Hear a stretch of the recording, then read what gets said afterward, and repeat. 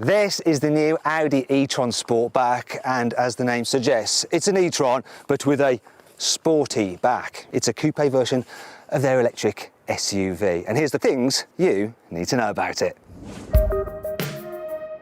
Right, let's talk about the design of this e-tron Sportback. So actually at the front, the design is the same as the normal e-tron SUV. Even the windscreen and front door are the same. In fact, up to this point, it's identical. It's even the same height and the same width and the same length. But here, as you can see, the roofline is sloping. It starts to be a bit different, though the lower part of the door is the same as the normal e-tron SUV.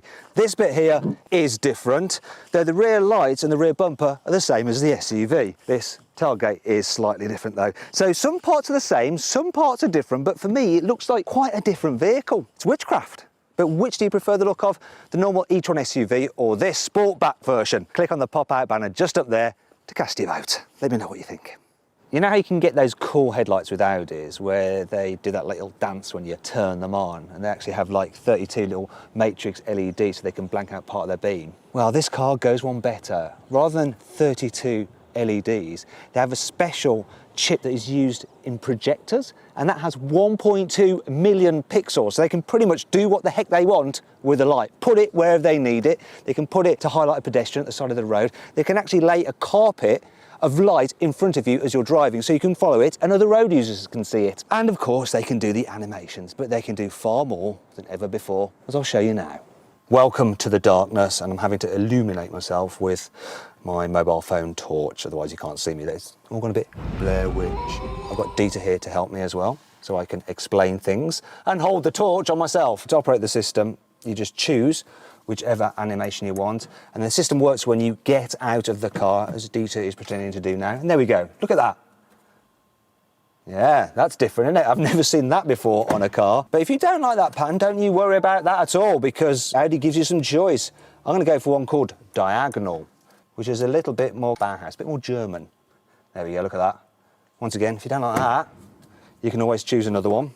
Split. Now, because you have this projector system in the car, you can pretty much display whatever you want there. If they wanted to, they could actually run a movie out there. Obviously, it would have to be in black and white because the car lights are only light or off. There's no colour bulbs in there. Here's one called Cosmos. I wonder what this one's like. Oh, quite like that one, actually.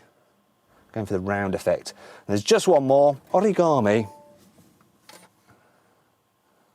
The thing that's actually allowing all this to be possible is this little chip there. It's not cheap though. That and all the optics that are required to make this thing all work are rather expensive. Nothing gets you nothing. Everything has a little price. Launch edition versions of the Sportback e-tron are not only fully loaded, but they get some extra bits of kit to help mark them out. For instance, they get unique alloy wheel designs, unique silver bits of trim, and unique plasma blue paint. Now, one of the problems of that sloping, cool-looking tailgate is the fact that you've got slightly less boot space. Yep. Okay, so the normal e-tron has 660 litres of space. This one has 615, and most of that loss is due to this area just being a little bit more sporty looking. You pays your money, you takes your choice. Do you want your car to look cool, or do you want it to be more practical? It's up to you. That sloping roofline also means there's slightly less rear passenger headroom here in the e-tron Sportback compared to the normal e-tron, so it's 20 millimetres less, which isn't actually all that much. And indeed, if I sit up straight, look, I'm your average size male, 179 centimetres, I still do have about that much headspace. So it's all right. People over 6 foot will still be fine back here. When building this car, Audi spoke to customers who have the normal e-tron SUV, and some of them said, we'd like a bit more regenerative braking effect, so they'd like it to just slow a bit more when you lift off the accelerator. Audi's responded by making this car do that.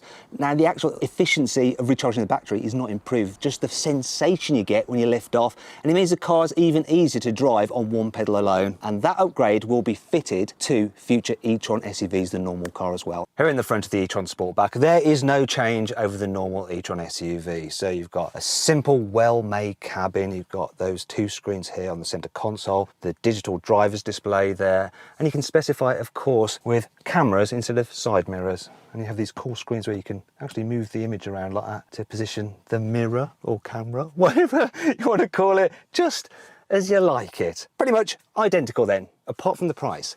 You see, because this e-tron Sportback is cooler, you have to pay more for it. It's going to be about £3,000 more. So the normal e-tron starts from around £71,500. So this is going to be around £75,000. While this e-tron Sportback may look more sporty than the SUV, in terms of the driving dynamics, it's identical because the suspension is the same, the geometry is the same. It's all set up the same. The normal car has 2 electric motors and 408 horsepower if you have the 55, but you can also get a 50 version which has 320 horsepower. Now it's cheaper, it's about 10 grand cheaper, but you do have a smaller battery. As a result, it can do about 100 kilometres less in terms of its range.